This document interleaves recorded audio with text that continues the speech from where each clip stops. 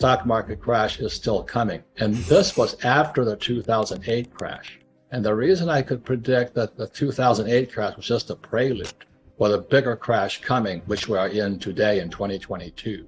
Well, I think why is there inflation is they're trying to prevent the collapse. And Jim Rickards, he's one of the smartest guys I know.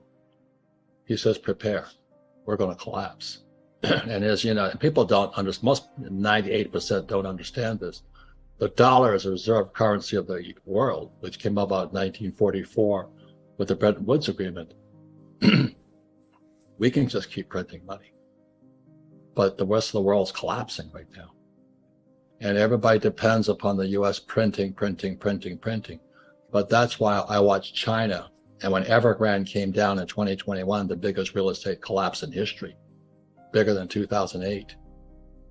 And all of a sudden, they lock people down with COVID. I've seen this story before because it happened in 2019.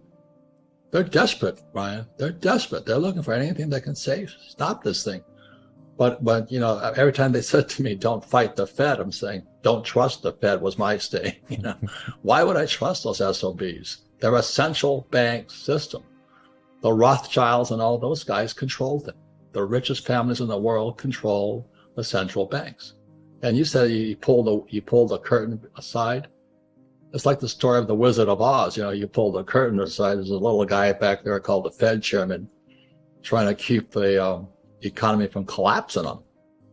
But they're going to keep printing until the thing is destroyed. That's my prediction. Well, there's people much smarter than me who say that. I've been saying that for years, but I was the whack job or the Chicken Little on the outside, some whack job I don't have a degree in finance. You know what my degree is in? What? Oil. So I went to U.S. Merchant Marine Academy in Kings Point, New York. And this is in 65 to 69. And I studied oil. So when Biden, as soon as that communist, I go to military school. Most of I think 100% of my teachers were men, not women. And there's a very big difference on the way men teach men and women teach men. And so one of the things going on today, this is off the subject, but socioeconomically, more men are raised by single moms today. And the reason for that is back when in history, if you are a mom with a kid and you had a husband that wasn't making it, it was better for you to divorce him so the government would take care of you. So what happened back in the 50s and 60s was that the government became the parent because it supported the mothers who take care of the kids. So we have a whole generation of fat boys coming up. Just recently, it was all over the news in America, the U.S. Army cannot find men, soldiers. 1 out of 4 18-year-olds cannot qualify to meet the Army's needs. 1 out of 4 teenage boys are too fat and hoggy. They can't make the physical. But economics, as you know, Brian, is kind of a philosophy. So it's like Christianity is different than Buddhism or Hinduism or Muslim. So economics is kind of a economic religion, to keep it simple. Yeah. So when you read Marx, most academics, like my poor dad, who was a PhD from Stanford University, was a Marxist, but they don't know it. They're not bad people.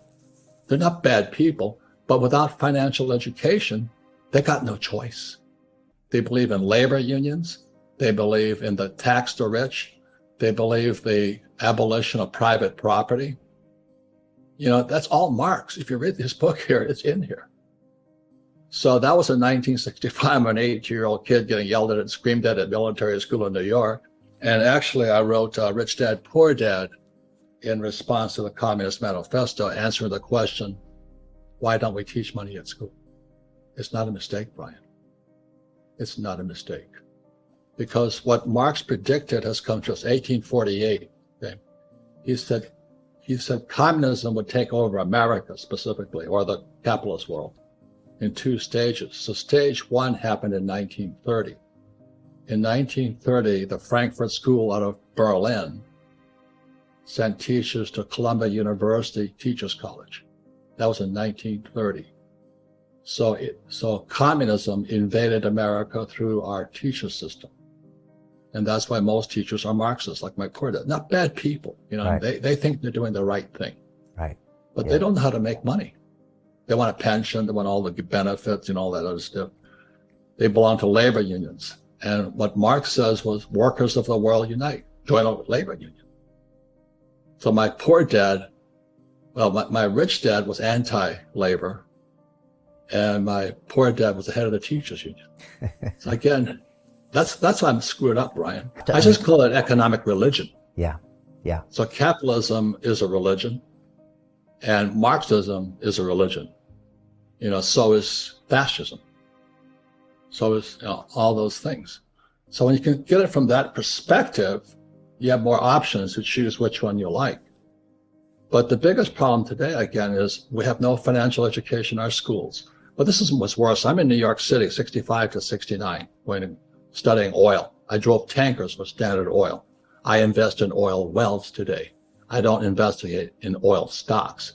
I want the real stuff. The Fed cannot print oil, Brian. You know that. Not yet. So what happened, my digressing. So when Biden took the Keystone Pipeline XL, whatever it is, off the list, oil went from $30 a barrel to $130 a barrel in a few days. So in other words, inflation went through the roof. It wiped out the middle class and the poor. But a guy like me who invests in oil wells, not oil stocks, I made so much money, because when the price of oil went up to 130 today, I think it's 105. I'm creaming it right now. Unfortunately, it's killing the poor and middle class, because they can't put gas in the car, they can't buy groceries, and then they can't afford to shop. So I see all the clothes on sale everywhere and all this.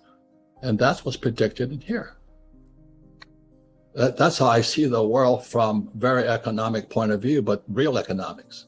Do you know what I mean? They're inside the machine. Yeah. They're inside the whole grinder out there. And and this was book number 2. If I could show it to you, this is Cash Flow Quadrant. Oh, yeah. And the 4 people in capital or money all throughout the world. You have employees, small business, self-employed. You have big business, 500 employees or more. And you have I. It stands for insider. It doesn't stand for investor. So I always invest from the inside. And people say, well, isn't insider trading illegal? Yeah, for these guys. It's legal for these guys. The other thing is taxes, the only people that pay taxes are employees. They pay 40%. This is global.